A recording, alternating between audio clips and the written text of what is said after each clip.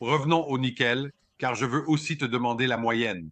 La note moyenne qui est de 0,18%. Les non-géologues pourraient dire 0,18% de nickel, mais la plupart des gens ne connaissent pas ce minéral. Le chiffre semble être assez bas, D'accord. mais ce chiffre est cohérent avec une autre grande entreprise voisine située juste à côté de celle-ci.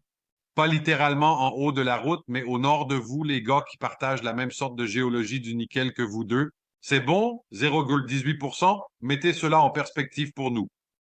Quand on pense au nombre de tonnes de minerais que nous avons probablement dans cette chose, la taille est un élément important de l'économie des minéraux, tout comme la proximité de la surface, et la nôtre est à la surface. La société dont vous parlez est l'une de mes préférées. Giga Metals est à 12 heures au nord de Gwenel, donc ils sont loin là-haut.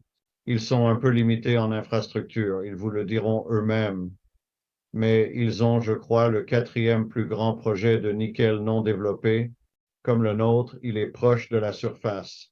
Notre métallurgie initiale indique que notre nickel est sous forme de pentlandite, le même type qu'ils ont, et vous pouvez utiliser l'emplacement de la mousse pour en extraire le nickel.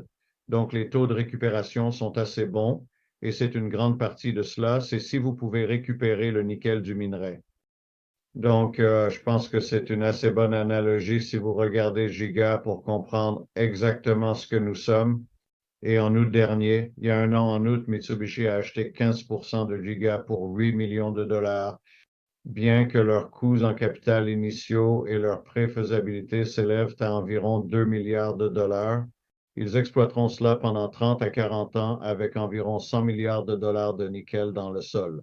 Si vous aimez ce court clip de 60 secondes, appuyez sur j'aime, laissez un commentaire et partagez-le pour aider d'autres investisseurs à découvrir Minalgo.